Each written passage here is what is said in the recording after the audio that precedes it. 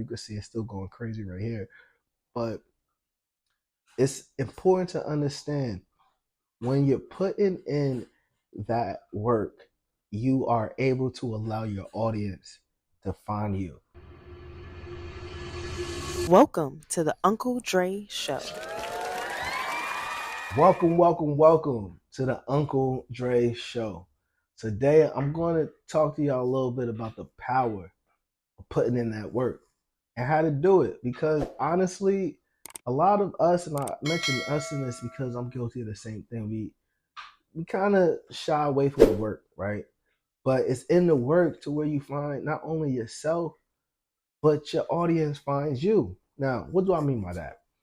I don't know if I got this from Alex Hormozy, but I want to salute Alex because he kind of motivates me to continue this. And this is the rule of the 100.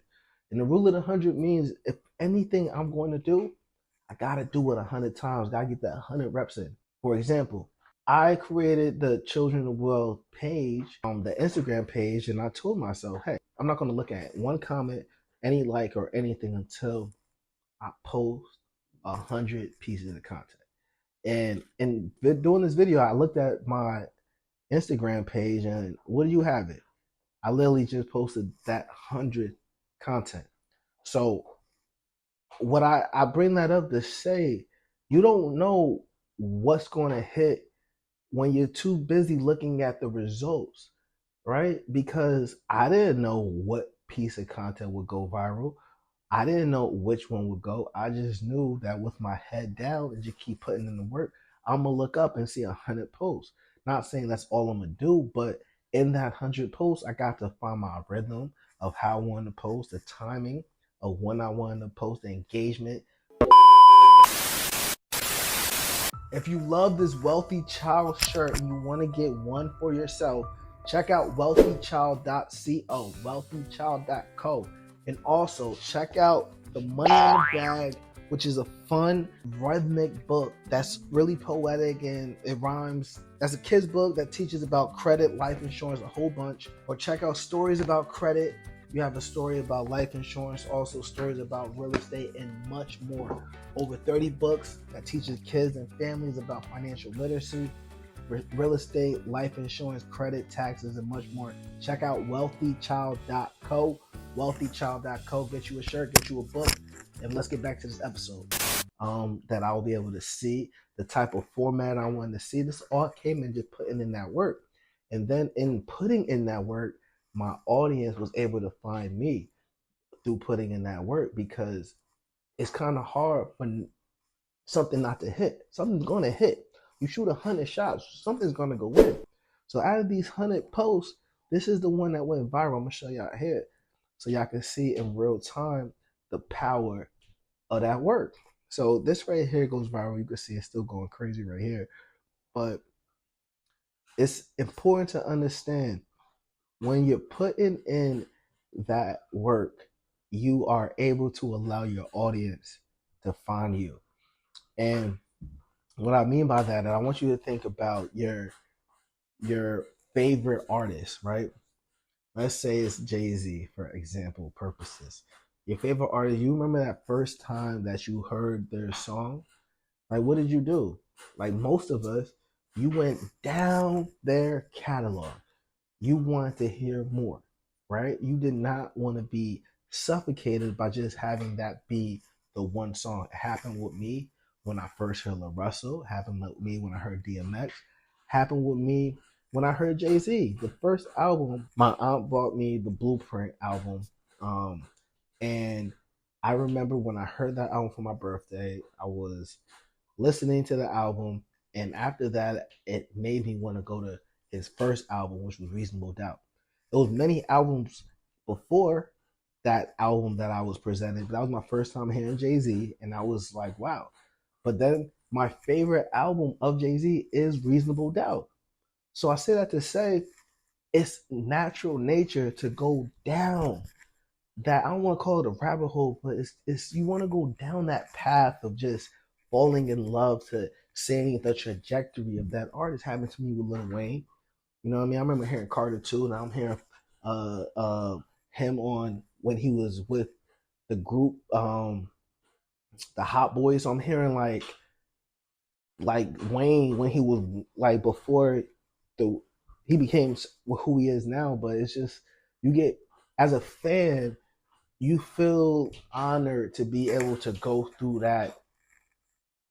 that journey, right, with your favorite artist. So it's the same thing with you.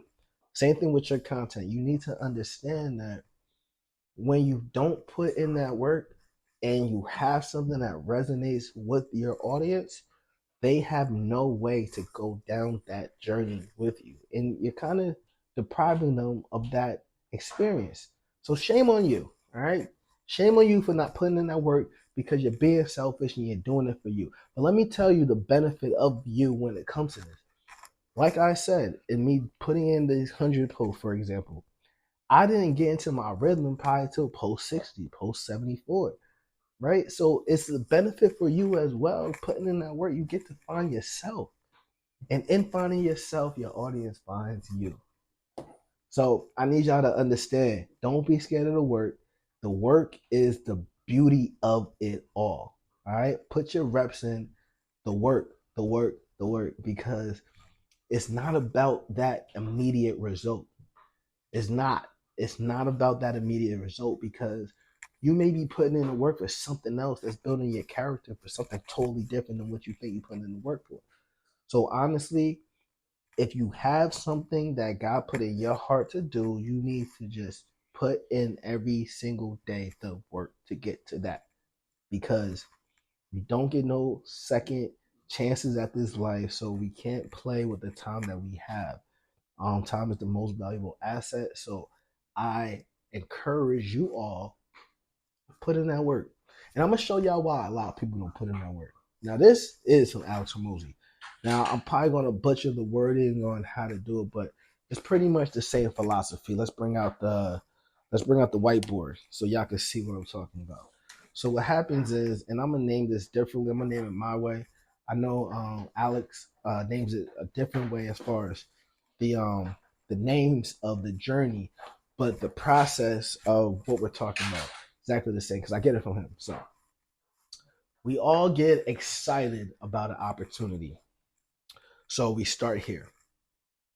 We start at this point right here. And I call this opportunity the hype. Hype, but don't know. Right? HBDN. Hype, but don't know. Right? HBDK, hype but don't know. So this is the hype but don't know area right here, and you're excited about an opportunity. You're excited about a business deal. You're excited about a project. Um, so you're here and you're ready to go, right? You have all the energy, all the motivation, but then you get to here where I call it again. Alex has a different name for this, so definitely I'll look for his video so I can reference what he calls them, but I'm calling it this, right? So you get to after your all hype is dying down because you get to this point right under hype but don't know, and this level is what we call the goddamn this shit is harder than I thought, right?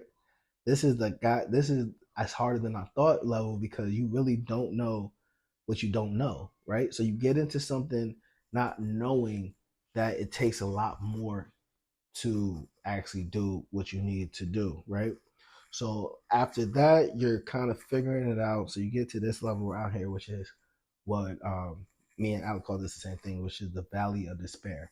And the valley of despair is because you're doing the work, but you're not seeing immediate results. You're like, is this for me? Is this working out?